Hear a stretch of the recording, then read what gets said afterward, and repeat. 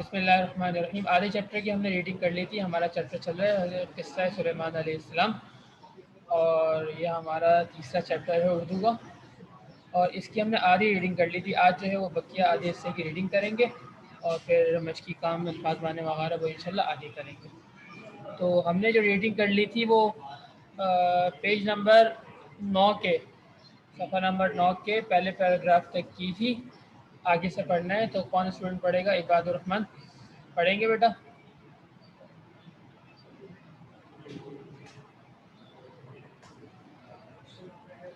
کون پڑھے گا؟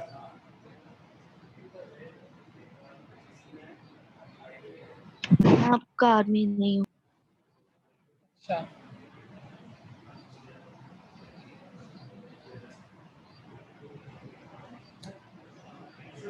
چلیں پھر میں خود ہی پڑھتا ہوں.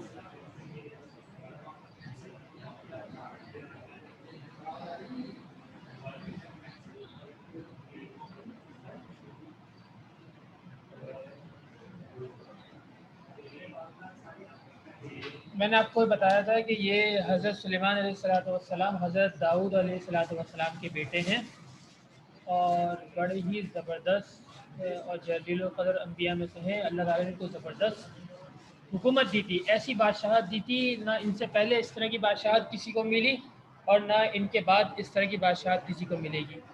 اب کیا کوالٹیز تھیں آپ کو پتہ, ان کا ایک تخت تھا جس پر وہ بیٹھتے تھے, وہ تخت اڑ جاتا تھا, اور جہاں چاہتے وہ تھوڑے سے وقت میں پورے دنیا کا سفر کر لیتے تھے. اسی طرح وہ جانوروں کی بولی جانتے تھے. جنات کتنی پاورفل مخلوق کے اس کو انہوں نے اپنا غلام بنایا ہوا تھا, جو چاہتے تھے اس سے کام لیتے تھے وہ. اور بہت زیادہ یہ جو کاریگری اور عمارتوں کی تعمیر کروانا, یہ ہے کہ سلیمانی جو مسجد اقصی ہے جس کو ہم دیکھتے ہیں, یہ حضرت سلیمان علیہ السلام نے ہی تعمیر کروائی تھی. تو یہ بڑے زبردست اور جلیل القدر انبیاء ہیں, تو ان کے بارے میں ہم پڑھیں گے ابھی. ان کا بقیہ حصہ یہاں تک ہم پڑھ چکے تھے کہ ان کا دربار لگا ہوا تھا اور ہدہد غائب تھا. تو انہوں نے کہا کہ بھائی ہدہد کہاں ہے؟ اب وہ آئے گا تو کوئی معقول وجہ بتائے گا, اگر نہیں آئے گا تو میں اس کو زبردست سزا دوں گا. تو آگے دیکھیے, میں پڑھ رہا ہوں پیج نمبر 9 کے دوسرے پیراگراف سے, یعنی چوتھی لائن جو ہے. حضرت سلیمان علیہ السلام نے یہ حال سن کر ہدہد کے ذریعے وہاں کی ملکہ کو خط بھیجا. اس خط کا, اچھا ہدہد نے یہ بتا دیا تھا ان کو آ کے کہ میں ایک ایسی بستی سے گزرا ہوں, ایسے علاقے سے گزرا ہوں کہ وہاں کے لوگ سورج کی عبادت کرتے ہیں, اور وہاں کے لوگ جو ہیں, وہاں کی جو حکمران ہے وہ ایک عورت ہے. تو اسی کے بارے میں حضرت سلیمان علیہ السلام نے ہدہد کے ذریعے وہاں ملکہ کو ایک خط بھیجا. اس خط کا آغاز بسم اللہ الرحمن الرحیم سے کیا گیا تھا, اور اس میں ملکہ اور اس کی قوم کو سیدھے راستے پر آنے کی دعوت دی گئی تھی. سیدھا راستہ کیا؟ یعنی اللہ تعالیٰ کی عبادت کریں اور یہ سورج وغیرہ کو چھوڑیں, کیونکہ یہ تو شیطان کی طرف سے دھوکہ ہے, اور اللہ تعالیٰ کی عبادت کریں. یمن کی ملکہ کا نام بلقیس تھا, اور اس ملک میں جو قوم آباد تھی وہ سبا کہلاتی ہے. قرآن مجید کے اندر آتا ہے نا, لقد کان لسبا فی مسکنہم آیا, کہ سبا اس قوم کو جو ہے سبا کے نام سے قرآن مجید کے اندر بھی پکارا گیا ہے. ملکہ کو جب یہ خط ملا تو اس نے اپنے تمام درباریوں کے سامنے اسے پڑھا. پھر درباریوں سے اس خط کے بارے میں رائے طلب کی, یعنی مشورہ کیا. سب نے ایک زبان ہو کر یہی مشورہ دیا کہ ہمیں اس بادشاہ سے جنگ کرنی چاہیے, ہم سب بہادر بھی ہیں اور ہمارے پاس بہت سا سامان جنگ بھی ہے. اب دیکھیں یہ خط کس طرح آیا تھا. یہ خط اس طرح سے آیا تھا کہ ان کی جو دوبارہ سے مجلس جب لگی تو ہدہد نے اوپر سے وہ خط گرایا. اب یہ لوگ پہلے ہی حیران ہو گئے کہ خط جو ہے یا تو انسان لے کر آتا ہے یا کچھ پتہ نہیں کہاں سے آ گیا, پرندہ تو گرا کے چلے گیا, ان کو تھوڑی پتہ کہ پرندے نے گرایا. اور یہ حیران ہو گئے کہ کس طرح سے یہ خط گرا. اور پھر جب انہوں نے خط سب کے سامنے پڑھا تو ان لوگوں کو اپنی طاقت پہ غرور تھا, اور یہ زیادہ مالدار قوم تھی, تو انہوں نے کہا ہمارے پاس اسلحے بھی بہت ہے تو ہم خوب مقابلہ کر سکتے ہیں, لہٰذا آپ ان سے ڈرے مت, ان کی بات نہ مانیں, اور ہم ان سے لڑیں گے اور ہم اپنے طریقے کے مطابق رہیں گے. آگے دیکھیے اگلا پیراگراف. ملکہ ذہین اور دانا تھی, دانا سمجھدار. وہ حضرت سلیمان علیہ السلام کی عظیم سلطنت کے بارے میں پہلے سن چکی تھی. اس نے اپنے درباریوں کو سمجھایا کہ جلدی کرنا درست نہیں, جنگ کوئی بھی جیت سکتا ہے, اور جو جیتتا ہے وہ بستیوں کو تباہ اور عزت دار لوگوں کو ذلیل کر دیتا ہے. میری رائے یہ ہے کہ حضرت سلیمان علیہ السلام کو کچھ تحائف بھیجے جائیں, ہو سکتا ہے کہ بات یہیں ختم ہو جائے. دیکھیں کتنی سمجھدار ہے.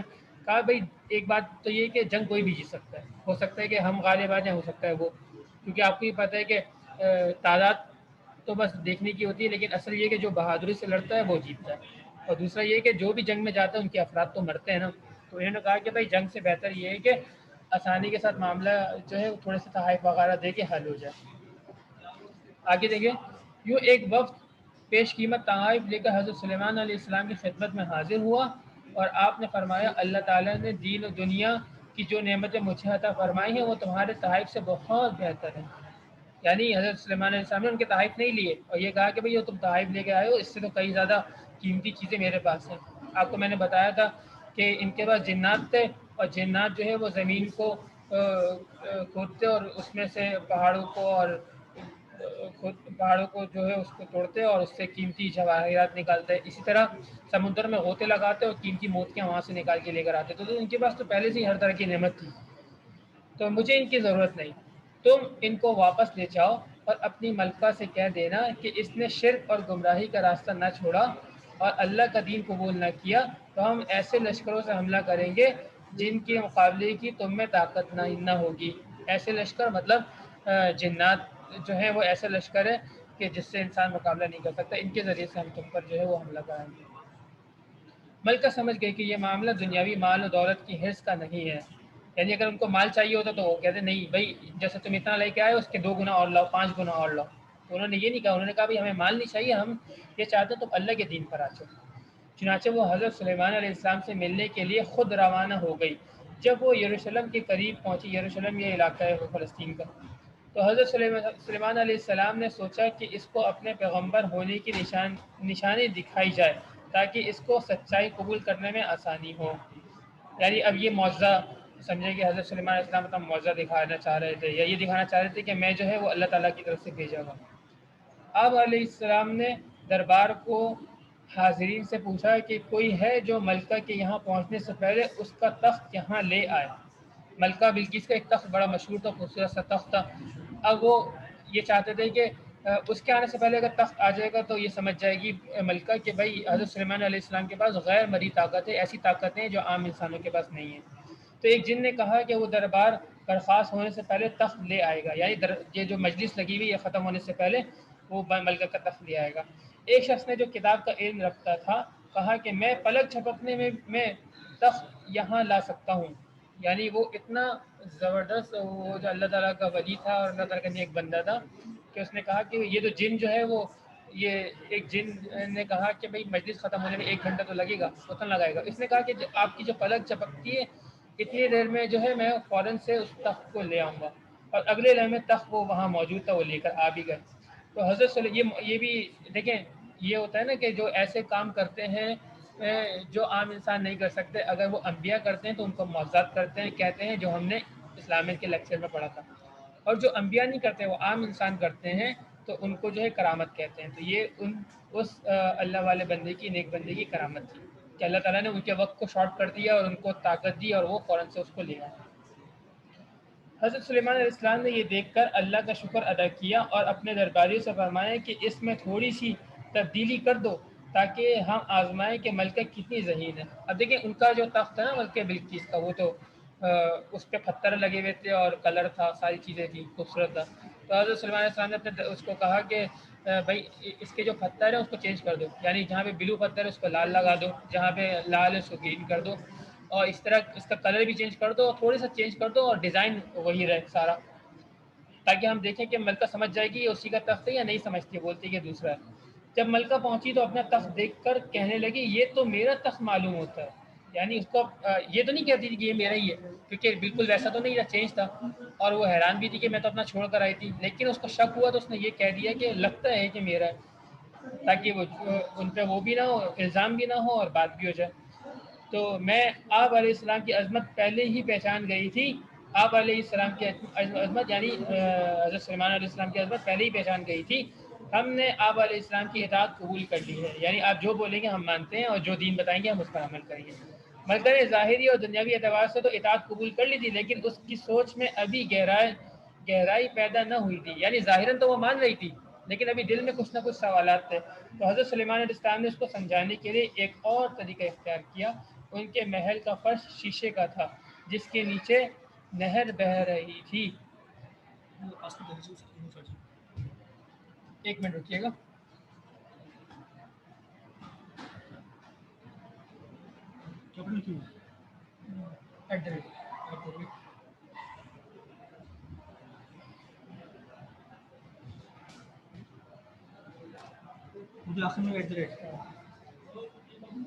تو ایک اور طریقہ اختیار کیا. ان کے محل کا فرش شیشے کا تھا جس کے نیچے نہر بہہ رہی تھی. اوپر سے دیکھنے میں شیشہ نظر نہ آتا تھا, صرف پانی ہی بہتا ہوا معلوم ہوتا تھا. یعنی یہ جن بناتے تھے ان کے لیے, حضرت سلیمان علیہ السلام کے لیے محل تو اتنا زبردست بنایا تھا اس فرش کو کہ شیشے کا فرش تھا اور دیکھنے میں شیشہ نظر ہی نہیں آتا تھا. بس ایسا لگتا تھا کہ نیچے پانی بہہ رہا ہے, اور انہوں نے مچھلیاں اور خوبصورت جو ہے وہ چیزیں رکھی ہوئی تھی اس کے اندر. تو اب جب ملکہ نے دور سے دیکھا تو اس کو پانی نظر آیا. اس نے کیا کیا, اپنا جو ہے وہ جو کپڑے پہنے ہوئی تھی وہ نیچے اس نے اوپر کیا تاکہ گیلے نہ ہو جائیں.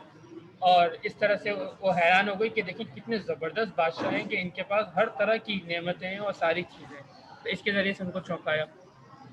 صرف پانی ہی بہتا ہوا معلوم ہوا. جب حضرت سلیمان علیہ السلام ملکہ کو اپنے محل میں لے گئے, ملکہ نے نیچے دیکھا اور فوراً اپنے پائچے اٹھا لیے. پائچے شلوار کے جو نیچے کا حصہ تھا اس کو پائچے کہتے ہیں, اٹھا لیے. وہ سمجھی کہ نیچے پانی بہ رہا ہے, کہیں میرے کپڑے بھیگ نہ جائیں, گیلے نہ ہو جائیں. حضرت سلیمان علیہ السلام نے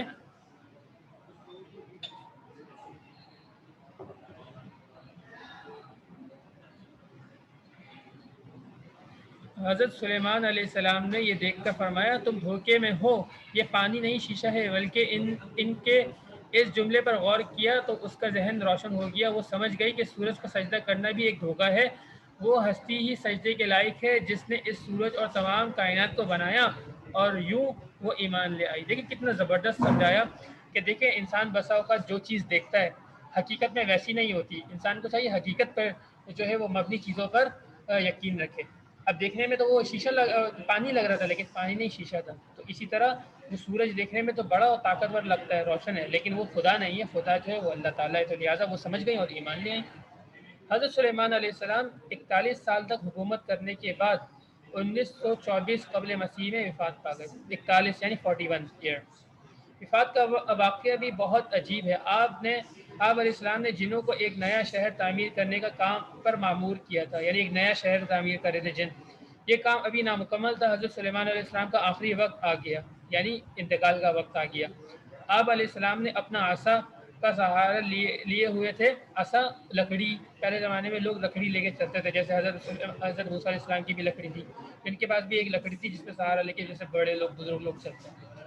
اور اسی حالت میں آپ علیہ السلام کی وفات ہو گئی. سب سمجھ رہے تھے کہ آپ علیہ السلام کام کی نگرانی فرما رہے ہیں. عصا میں آہستہ آہستہ گھن لگ رہا تھا, گھن دیمک. ایک دن وہ عصا گھن کی وجہ سے ٹوٹ گیا. تب جنوں اور تمام مخلوقات کو معلوم ہوا کہ آپ کا انتقال ہو گیا ہے. اب دیکھیں میں واقعے کو تھوڑا سا اور کلیئر کر دوں. واقعہ کیا تھا کہ آپ جو ہے جنوب سے ایک شہر تعمیر کروا رہے تھے, اور مطلب یہاں پر جو ہے وہ تعمیر کرانے کا مقصد یہ تھا کہ تاکہ دین کی سربلندی اور دین کا کام کیا جا سکے. تو ابھی کام مکمل نہیں ہوا تھا. آپ کو اندازہ ہو گیا کہ میرے انتقال کا وقت آ گیا. تو آپ نے جو ہے وہ ایک شیشے کا کمرہ بنوایا, اور وہاں پہ آپ عبادت کرتے تھے, اور کسی کو اس کمرے میں آنے کی اجازت نہیں تھی.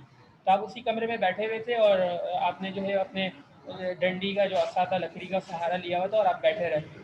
اور جنات پہلے یہ سمجھتے تھے کہ ان کو غیب کا علم ہے, مطلب وہ ان باتوں کو بھی جانتے ہیں جو مستقبل میں ہوں گی اور ابھی ہوئی نہیں, تو غیب کا علم سمجھتے تھے. لیکن جب حضرت وہ کام کرتے رہے, یہ سمجھتے رہے حضرت سلیمان علیہ السلام زندہ ہے. اور جب ان کی لکڑی ٹوٹی اور وہ نیچے گرے, تب ان کو پتہ چلا کہ ان کا تو انتقال ہو گیا, اور ہم یہ سمجھتے تھے جو ہمیں غیب کی باتوں کا علم ہے یہ دھوکہ ہے. اس طرح ان کا پول کھل گیا. اور اللہ تعالیٰ نے چونکہ وہ شہر بنوانا تھا, تو حضرت سلیمان علیہ السلام اسی طرح بیٹھے رہے. اور جب شہر مکمل ہو گیا تو ویسے ہی اس نے دیمک نے ان کی لکڑی کو کھا دیا اور خراب کر دیا, وہ گرے. اور پھر اس کے بعد لوگوں نے سمجھا کہ ان کا انتقال ہو گیا اور ان کو دفنایا گیا. تو یہ تھا ہمارا آج کا چیپٹر, الحمدللہ مکمل ہو گیا. انشاءاللہ اس کے الفاظ مانیں اور سوال جواب وغیرہ بعد میں کریں گے. آپ لوگوں کا کام یہ ہے کہ آپ اس کا ٹائٹل بنائیں گے اور ایک صفحہ خوشخطی کریں گے. یہ میں آپ لوگ کی ڈائری میں شیئر کر دوں گا. جزاکم اللہ خیر.